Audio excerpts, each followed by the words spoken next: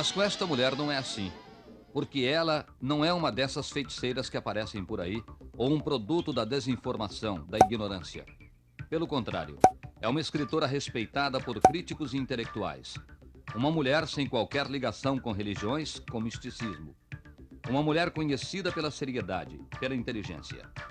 Ela é Hilda Hilst, que surpreendeu todo mundo há algum tempo ao afirmar pura e simplesmente que estava gravando vozes misteriosas, vozes de mortos.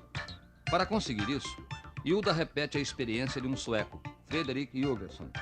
Ela coloca num gravador ao mesmo tempo um microfone e um aparelho de rádio ligado no espaço entre duas estações e fica gravando. Gravando vozes que só podem ser identificadas com muita paciência e que nem todo mundo consegue ouvir. Para mim, logo no começo, apareceram vozes assim, entravam de repente numa fita, numa música e diziam só Hilda.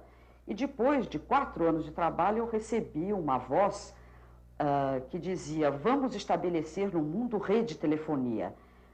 E de modo que eu não me importo se as vozes são banais ou não. Muitos pesquisadores se chateiam com esse aspecto banal, por exemplo, de comentar a sala, de comentar a roupa, de ter humor, até eles fazem muito humor.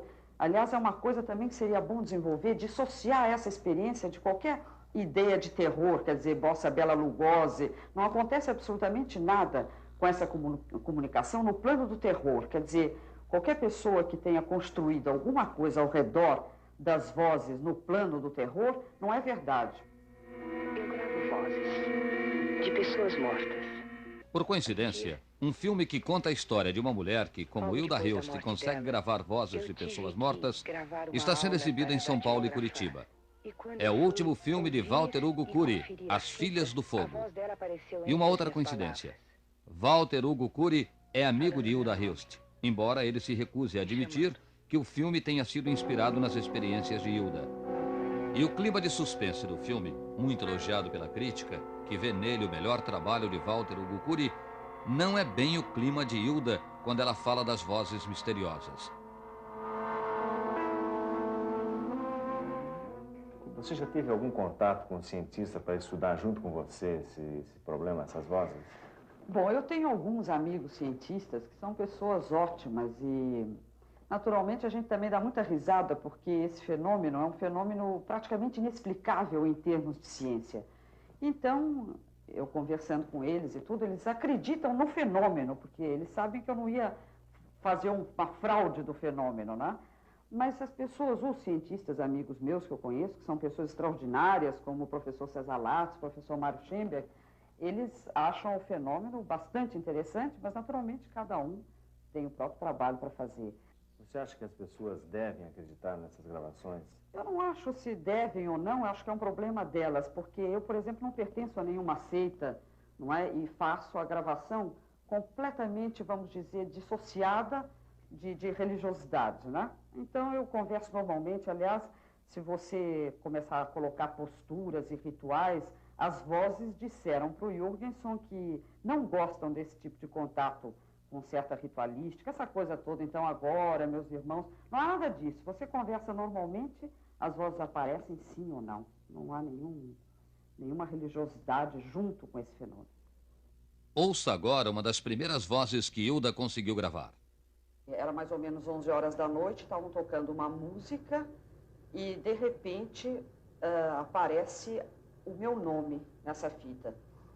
A cantora, em vez de dizer o que ela teria eventualmente que dizer, ela diz Hilda, mas mais sussurrado, tu es près de moi. Que isso quer dizer, em francês, você está perto de mim. Então eu vou tentar ver se vocês conseguem ouvir.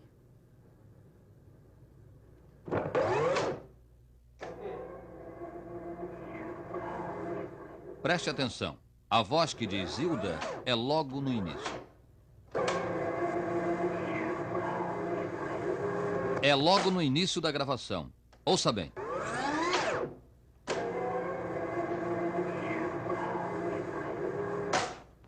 Uma experiência impressionante. Hilda acredita que conseguiu gravar a voz da própria mãe.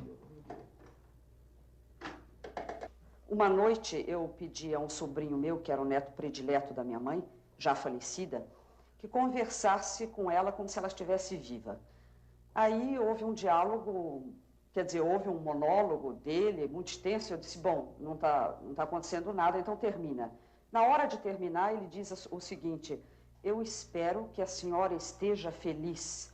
E, nesse momento, aparece o sim, que eu reconheci definitivamente como o sim da minha mãe. Um pouco comovida, mas é absolutamente ela. E ele continua zelando por nós. Então, depois da palavra feliz, aparece a voz da minha mãe, sim. Eu acho essa palavra muito importante. As palavras que aparecem no gravador simples, quer dizer, só com o microfone, são importantíssimas, porque só havia nós dois.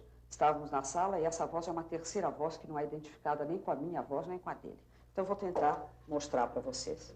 Logo que o sobrinho de Hilda diz feliz, a voz que Hilda acredita ser da mãe dela diz sim. Vamos voltar. Péssimo exemplo.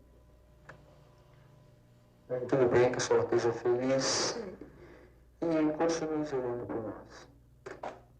É um sim meio sussurrado, depois que o sobrinho diz a palavra feliz.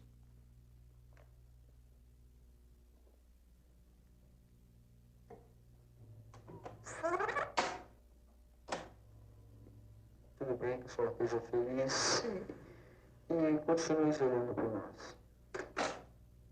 Agora é uma voz bem difícil de se ouvir.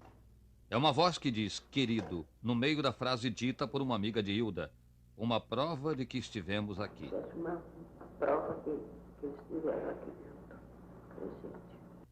Uma prova que eu estiver aqui dentro, presente. Prova que eu estiver aqui dentro, presente. O psicólogo Cesário Morei crê na honestidade de Hilda, mas acha que as vozes podem vir da própria mente dela. Não há dúvida, essas gravações, elas são possíveis de serem realizadas, apenas há várias hipóteses que a ciência hoje apresenta para explicá-las. Uma das hipóteses principais, que parece ser a mais aceitável, inclusive pelos parapsicólogos, pelos grandes cientistas que estudam esse campo do psiquismo humano, é aquela de que esses fenômenos são provocados pela própria criatura humana. O nosso cérebro tem recursos extraordinários de poder não só gravar uma fita, como impressionar uma chapa fotográfica, de tal forma que, ao se tirar uma fotografia do rosto de uma pessoa, o que sai é o pensamento dessa pessoa, como aconteceu com Ted Sérios. No fato das gravações, também essa hipótese é válida. Nós podemos admitir que, na realidade, os fenômenos que estão ocorrendo atualmente no campo da ciência, principalmente a ciência que estuda o cérebro e os poderes do cérebro da criatura humana, quando o nosso cérebro está numa determinada frequência, na chamada frequência alfa ótima, nós verificamos que poderes extraordinários ainda estão para serem estudados quando eles são provocados por criaturas superdotadas.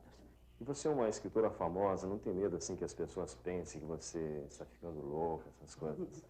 Não, não tenho medo, porque se eu estiver louca, eu estou muito bem acompanhada. Porque o Instituto Max Planck em Munique faz a experiência, a Universidade de Dublin, o professor Hans Bender da Universidade de Friburgo. E depois eu acho que todos os inovadores são comentados assim no início como pessoas um pouco estranhas, não é? E que se todo mundo tivesse medo de fazer inovações, quer dizer, se tivesse medo de serem chamados de loucos, ninguém faria mais inovações. Eu acredito que várias pessoas que modificaram até às vezes uma vírgula num texto foram chamados de loucos. Isso eu não me incomoda, não. Acho que é uma boa companhia.